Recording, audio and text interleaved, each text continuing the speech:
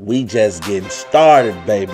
Did anybody see what Mr. Wardell Steph Curry did to the Portland Trail Blazers? They were nobodies. They beat the Giants. Trash. They beat the Broncos. Trash. If you ever watched Dragon Ball Z, my man's was Super Saiyan. I couldn't wear this until we actually caught a dub. And he did all of this damage in 36 minutes. Let that sink in. They beat the Eagles, trash. The Cowboys, trash. The Bengals, trash. The Jaguars, trash. Yes, ladies and gentlemen, you heard it here on Rob's 2 Cents. My good people, my good people. Hello, world. I'd like to welcome you guys back to the show that's hot with your boy, Rob Scott. This is Rob's 2 Cents. What's going on, everybody? Man, hope you guys had a great weekend, man. I know it's the start of another work week, but we got to hit it hard. But, man, I feel like these weekends go by super quick. I mean, I looked up yesterday on Sunday. I'm like, damn, it's already 5 o'clock? And then looked up at work today, and I'm like, it's only noon? But, you know, thank the Creator we still here. Thank the Creator we have ways to provide for our families and, you know, to take care of our habits and, you know, just to enjoy our vices. So, you know, there's the good, the bad, and the ugly when it comes to that, though. But I hope you guys had a great weekend. I had a great weekend, very relaxing. You know, caught up with some old friends. Went to go check in on my brother and my sis, you know, my brother and his wife. So, had a great weekend, man. You know, very relaxing, very chill. Had a couple of my boys stop by on Friday. Caught up with my homie over the weekend. So it was definitely a great weekend, man. Shout out to my boy Ken, though, man. He had a great birthday. You know, if you don't know him, he probably don't want his business out there, but definitely looked like he had fun. But yeah, man, you know, as we know, Monday is back around. Time to set our goals, you know, achievable goals, you know, as they like to say in the corporate world. And, you know, it's time to hit them hard. So, you know, let's get this work week started. We saw some great games over the weekend. Got a couple questions being raised because a team right now who were great during the beginning half of the season is now in trouble of being in the play-in tournament, in the play-in situation in the NBA. Well, we'll get to all that. Got a couple hot topics to speak about on today's show. But where can I start without mentioning the Sunday's primetime game in which we saw a potential second round Eastern Conference matchup in the playoffs? We saw Brooklyn go against the Milwaukee Bucks. And let me just tell you guys, man, both of these teams put on a show. The stars definitely came out to play, but we saw Brooklyn lose to Milwaukee as KD and the Greek Freak just had a flat-out duel. It was whatever you can do, I can do better. And Giannis actually had a great game. As I mentioned before, the stars came out to play in this matchup. Giannis and KD will put on the show as they'll just go back and forth, and the game literally came down to the last shot. KD will miss the go-ahead 3 to tie the game, and Milwaukee will be your winners, winning the matchup 117 to 114. Now, keep in mind that this was the 14th consecutive game missed by James Harden, who's dealing with a sore hamstring. KD was making his return after missing a game from dealing with his hamstring injury. And then also Antetokounmpo made his return after missing one game dealing with a high ankle sprain. He definitely looked like that ankle didn't bother him at all. I mean, let's just say, you know, the stage was set and the Bucks came out on top. But, you know, we got to look at the box score to understand exactly what went down in that game. If we look on Brooklyn's side of the ball, we'll see Kevin Durant doing Kevin Durant things. He scored 42 points. He was 16 to 33 from the field, 7 to 13 from the three-point line, 2 assists, 10 rebounds. He had 1 steal, but also 5 turnovers. And that's just probably a testament to he's still trying to get himself, acclimated back into the system, get into basketball shape. Because, as you hear all athletes say, working out, getting runs in scrimmage and having practice is not the same as game speed. And KD, even though his game, the way that he plays the game, he's not going to have much rust. A shooter is a shooter, point blank, period. And he doesn't have to worry about too many defenders sticking their hands up. He's 7 foot tall. But, you can tell with the 5 turnovers, he still has a little basketball rust that he has to get off of him. Kyrie Irving will have a horrible shooting night. He scored 20 points, but he was 8 of 21 from the field, 2 of 8 from the three-point line. He had 6 assists, 7 rebounds, 2 steals, but he also had 4 turnovers. So, and that's just probably a testament to my boy Drew Holiday. I told you guys that Drew Holiday would be a great pickup for the Bucks. I saw what he did with the Pelicans. I've seen what he's done with other teams in the past. Back in the day with Philly, Drew Holiday makes your team better. He's gonna play on both sides of the court. He's an offensive threat. He's a defensive threat, and he made life tough for Kyrie. Excuse me. We look on Milwaukee side of the ball though. My boy Giannis Antetokounmpo, the Greek freak, he led all scores. He scored 49 points. He was 21 of 36 from the field, 4 of 8 from distance, 4 assists, 8 rebounds, 1 steal, 3 blocks, 1 turnover. I mean, Giannis played almost a perfect game. And did I mention he was 4 of 8 from distance? Giannis was out there coming up, pulling up threes, y'all. I'm talking about he almost looked like he was KD.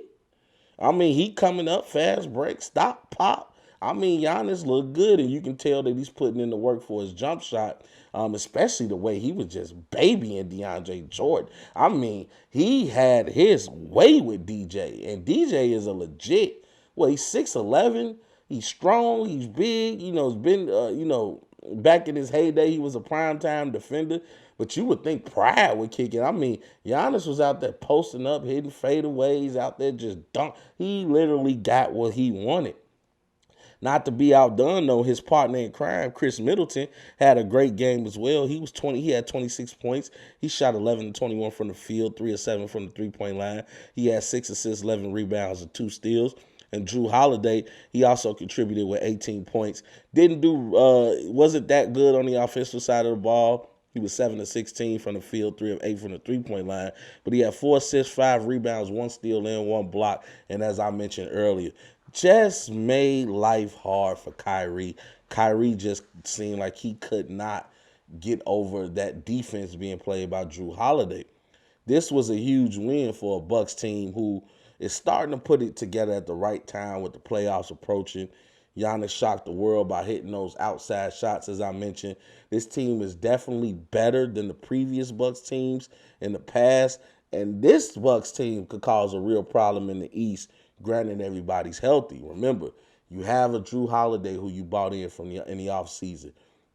Now you bring in, I believe Jeff Teague is on that team now. But I also like the fact that they got P.J. Tucker, somebody who can hit those open corner threes, and another person who's just going to be a nuisance on the defensive side of the ball. The Bucks right now are looking like a top-tier team in the Eastern Conference. Now, they're going to play Brooklyn again on Tuesday evening on the night that you see that this podcast will be aired. And that's definitely going to be an anticipated matchup. But I got to talk about a person who had a hell of a game. Jason Tatum had himself a game on Friday. He was scored 60 against the San Antonio Spurs team who had them down by 32 and is right now, as we speak, fighting for their playoff lives. The Boston Celtics will rally back behind the offensive output by Jason Tatum and win 143-140 in overtime. In 45 minutes of play, Tatum would score a career-high 60 points, shooting 20 of 37 from the field, which is 54.1%, by the way, y'all, including 5 of 7 from distance. He will also contribute with 5 assists, 8 rebounds, and 1 block with 0 turnovers. He literally willed this Celtics team to a victory and refused to accept defeat. Jason Tatum, that boy cold.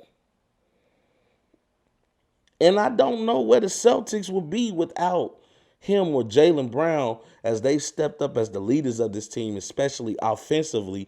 And they've been big for the Celtics team this season, considering the fact that the Celtics as a whole has been a bit of a disappointment this season. They're currently sitting in seventh place in the Eastern Conference. After the season ended today, Boston will be, unfortunately, in that play-in tournament. And we're talking about a team who, for the last couple of years, have been in the Eastern Conference Finals games. They've at least been to the second round. And now we look up, remember that historic run they had without Kyrie. You lose your best player, and you guys still make it all the way to the East. Unfortunately, you ran into the buzzsaw known as LeBron James. But you guys were making it and looked like you were a team on a come-up. You let go of Terry Rozier. He goes to Charlotte. He's been playing great for Charlotte. But you still have that foundation in Jaylen Brown and Jason Tatum. You still have Marcus Smart, who's been a hawk on defense, even though, granted, he missed a couple of games, I believe, dealing with a sore calf injury as well. But you didn't expect the Celtics to go down this low, So hopefully they're able to get it together because, like I mentioned, they're going to be in that play-in tournament when the season ends, and they better not hope. They better hope they don't see the Washington Wizards because they are balling right now. Well, I believe the Wizards have won 10 out of their last 12 games. Russell Westbrook and Bradley Beal, they're just on a different level right now. They're playing like they are a team on a mission, and this is going to be an interesting time once these play-in tournaments begin, and then once the playoffs start, because right now you don't know who's going to win. It's up in the air. Speaking of not knowing who's going to win, the Lakers are in trouble. The Los Angeles Lakers have not been able to overcome the multitude of injuries sustained in this condensed season. Now, we know Anthony Davis missed 30 games dealing with a calf injury. LeBron missed 20 games dealing with a high ankle sprain. Definitely not looking the same. LeBron left out of Sunday's game versus the Toronto Raptors with about 6.5 minutes left in the fourth quarter. The Lakers will lose 121 and 114 to his Raptors team who were without Gary Trent Jr., OG Anunoby, and Fred VanVleet. We're talking about two dynamic scorers and a great slasher in the rim in OG Anunoby. Now, according to Bron, this was just a precautionary method because his ankle still gets a little tight as the game progresses. And, of course, you would rather have LeBron healthy for the playoffs as opposed to, trying to finish these regular season games. However, that brings me to a point of they might not make the playoffs because right now the Lakers are sitting in sixth place in a three-way tie with Dallas, Portland, and I know that the Lakers hold the tiebreaker over the Portland Trail Blazers. But if the Lakers lose when they go against, I believe they're going to be going against Denver next, then you're talking about a Lakers team that's going to fall into seventh place. Now you have to worry about, can Memphis win the game? Can San Antonio win the game? Can Golden State win it? And we know what Steph Curry can do. Win a series? No. But if you're saying I need you for 2 games to catch the Holy Ghost, Steph can do that. So the Lakers are in real big trouble right now because of, just based off my tape, if you guys want to know what Rob's 2 cents is, I'll tell you. LeBron don't look the same, y'all. I know he's been Iron Man. He's been Mr. Invincible for the past 18 seasons. And we saw a little bit of that allure get covered when he went down with the groin injury when he first got to the Lakers, when he was playing with the young boys. He was playing with Lonzo, with Brandon Ingram, when he was playing with Josh Hart and those guys. So we saw that he can be hurt. Father Time is undefeated. And now dealing with a high ankle sprain, and anybody who's ever sprained an ankle know you're never fully healthy from an ankle sprain because those are tricky. It's not like anything broke or anything tore. It's just that any sharp movement or sudden movement can distort that ankle. and it can get you right back to square one. And as LeBron mentions, he has to leave because his ankle is okay when the game starts. But as the game continues and we get down to that nitty gritty, especially after halftime, that ankle starts to tighten up a little bit. And you definitely want a healthy LeBron. Now, I'm not sure if he's going to play in the game versus the Nuggets, which is tonight's game, Monday's game. But like I mentioned, if the Lakers lose, Portland moves into that 6th place, and the Lakers fall down to 7. And that is not a place where they want to be, considering the fact that they're having troubles right now. We know Dennis Schroeder, he's been out due to the NBA's health and safety protocols. Like I mentioned, Anthony Davis missed 30 games. LeBron missed 20 games. AD don't look the same to me. His game, he does not look like the same potential MVP player that we saw before the injuries. You can kind of tell, to me personally, he is monitoring that calf, which makes me wonder, does he feel any pain in the Achilles? Is he nervous about the Achilles? Because if he is, he's not going to be able to be that Anthony Davis that you need him to be. Not to mention, even though you bring in an Andre Drummond is a center that clogs the paint. So we're talking about you're pushing AD out of the paint. You're forcing LeBron to be more of a perimeter scorer. Andre Drummond is going to get you rebounds. He's going to get you points down in the paint. But does that make everybody else better? We even saw Kyle Kuzma kind of campaigning a little bit, and I got this off First Take, and I went to go watch the clip, and it was true. Kyle Kuzma feels like the team is better when Marc Gasol is on the court because of the fact that Marc Gasol can space the floor, which brings out the other center, which allows players like Kuzma, players like LeBron, players like AD to now control the paint. So the Lakers right now are in a little bit of disarray, hoping that they can get it together because watching the playoffs without LeBron James will be very sad. I have to stop saying that I'm not the biggest LeBron James fan. That used to be the case, but you cannot deny greatness when you see it. And LeBron James is definitely a great player, let me tell you guys right now. The Lakers are going to need all hands on deck because you might not get Schroeder back until the end of this week or maybe next week. And, they want to once again be in the finals. LeBron wants to win that coveted 5th ring. He needs it for his legacy. He needs it for his legend. Because right now, we're talking about Lakers versus Nets. The Lakers need to worry about if they're going to make it out in the playoffs. They're 3-7 in their last 10 games, 1-4 in their last 5 games, and they're currently on a 3-game losing streak. So right now, the Lakers need to go back to the basics, and LeBron, to the best of his ability, has to put people in place because, the Lakers, they stood at above 500, losing LeBron and losing AD. But now you get these players back and you have to get them acclimated back into the system, and it's not working out so good for the Lakers. So that's definitely something to keep our eyes on.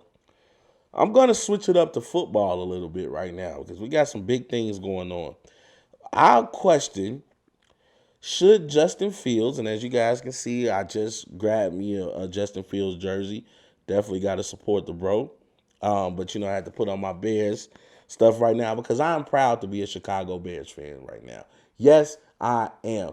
I am happy that this organization finally decided, hey, we're going to take a chance on picking arguably the second best quarterback that was on that draft roster. And the Bears are definitely preparing for the future after they drafted Fields because they began to focus on the offensive line, something that needs to be definitely fixed, something that needs to be worked on. And this is an area that they've struggled in for a while. I always joke and laugh, but I'm serious when I say this. Jay Cutler got hit so much being the quarterback of the Bears that I kind of notice he has a twitch when he speaks. Lets you know how serious of a game the game of football is. But I honestly believe taking those many hits was detrimental to Jay Cutler's, physical well-being. And I can kind of see him suffering from being hit so much. But the Bears drafted offensive tackles Tevin Jenkins and Larry Broom. They let go of Charles Leno to clear cap. They cleared $9 million in cap space by doing that. So you bring in these two young boys, these two young bulls who are known to be a little nasty on the line, and that's exactly what the Bears need. We need somebody that's going to be pushing helmets into the dirt to let you know you will not put your hand on my quarterback. And the Bears definitely have a bright future with Justin Fields because he's a mobile quarterback. So until you get those problems rectified with your offensive line, you're going to need a quarterback that can kind of get out of dodge very quickly. And you're going to need a quarterback that can pass the ball accurately on the run. Justin Fields has proven that. Now, I won't bring up college because this is a whole new animal now. Everybody in the NFL was once a time the man at their college. They were the big guy on campus. So now, you're playing against several guys that can, have that claim to fame. But I will say this, though. I believe Justin Fields has the mindset. He has the focus. I believe you should start off with Andy Dalton just to show him the ropes. Use Andy Dalton's veteran leadership to do so. But do I think that the Bears will stick with Andy Dalton through the full season? I don't think so. We are still talking about an Andy Dalton who pretty much had the NFC East gift wrapped to him, and he couldn't close the deal. Losing to a Washington team, losing to a Philly team. I mean, they're not called. They were called the NFC least for a reason. And I don't think that the Bears are banking on their future behind Andy Dalton as the starting quarterback. So I believe Justin Fields is going to be just fine. He's going to be able to soak up some knowledge. You still have Nick Foles over there, a person who won in the Super Bowl. So he's going to get some championship advice as well. And I believe, that the Bears are going to be a team that's on the rise, especially because if we look on the other side of the scope in the NFC North, there's trouble in Green Bay. We all have been hearing on these sports outlets, whether it be Sports Center, whether it be Undisputed, whether it be First Take, or any other various sports network, NFL network, that Aaron Rodgers wants out of Green Bay. How much he wants out of Green Bay, or how bad he wants out of Green Bay, I should say, nobody knows, because he's been kind of keeping it close to his chest. However, during the Kentucky Derby, he ran into NBC's Mike Tirico, and they ran into each other, and A-Rod agreed to speak with him, just not on camera. And from the sound of their conversation, based off what Mike said, Aaron Rodgers is not happy with the executive management, in particular, the general manager named Brian Gutekunst. He was mad that the Packers moved up in the draft to select quarterback Jordan Love from Utah State in last year's draft, which definitely left a bad taste in Aaron Rodgers' mouth due to the fact that it seemed like Green Bay was trying to replace him, like they were trying to move on. Know that he just came off an MVP season this past season, okay? And he went to go try to renegotiate his contract and with the Green Bay Packers, and pretty much based off from what the NFL media is posting, he wanted a contract to state that he was at least going to be a starter for the next 2 seasons, and he'll have a little bit more say-so in the day-to-day operations that the Packers have. And Green Bay said no. Particularly, Gutekunst said no, and he only wanted to lock him in for the 2021 season.